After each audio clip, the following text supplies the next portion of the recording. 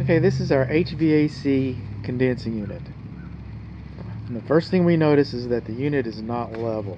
They should be level so that the compressors can evenly distribute the oil that keeps them alive.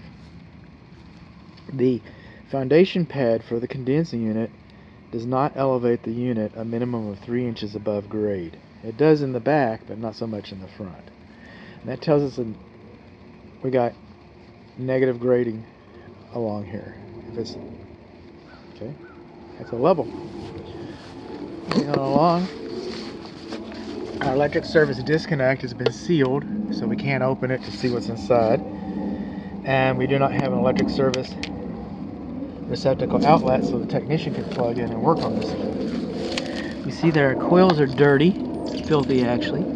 This is our data plate that tells us it's a 12-year-old unit. It says that it runs on 410A, the refrigerant. It's 3 tons. Is that right?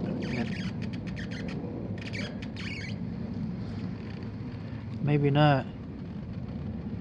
Maybe, yep, 3 tons.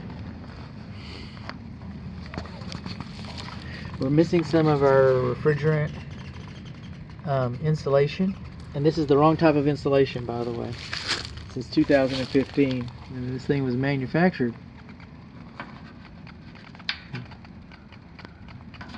in 2012. Okay. So they probably didn't know to put the right stuff on there. But it's an energy consideration. And so it should have been insulated. It's a retrofit, if you will.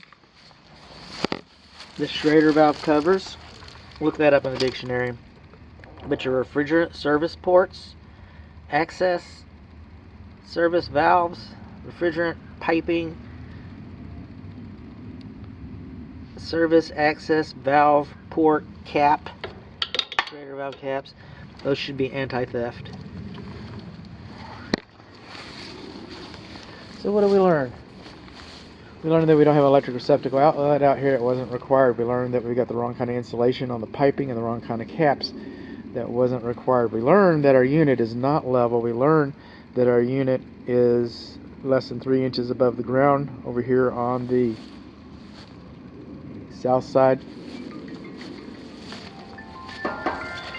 We learned that our coils are dirty.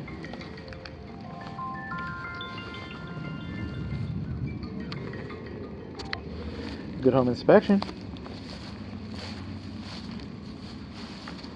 And so what we've learned here is because we've learned that this is a 410A refrigerant system.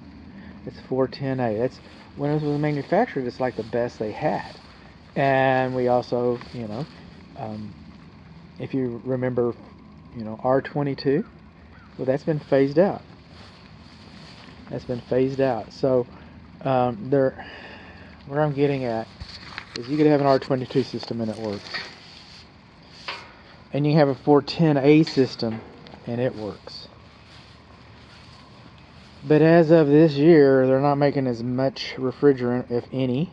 So they're not making refrigerant for these things. And they're not making parts for these things. So when they bring in the new refrigerant, once they use up all the parts, once they use up all the refrigerant, then you're going to be stuck like you got a R22 system. So it's going to be quickly becoming obsolete. And the goal here is, you could replace this today and get another R410A system.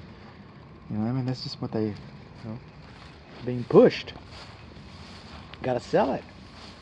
Got to sell it quick. You can't let it die on our shelves. So, but service and maintenance. I've got an R22 system. This isn't about me, but my system's almost 20 years old, and this is not about me. But I know that one day I'm going to have to buy a new system. I'm just going to have to. This equipment is engineered on paper to last 20 years. It might last 35. But Las Vegas is going to give you 14. It's going to last about 14 years. This system is about 12 years old.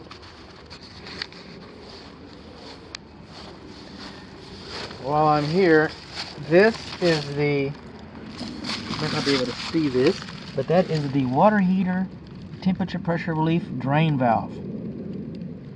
Okay? It's supposed to be at least 3 inches from the ground. That's actually clogged.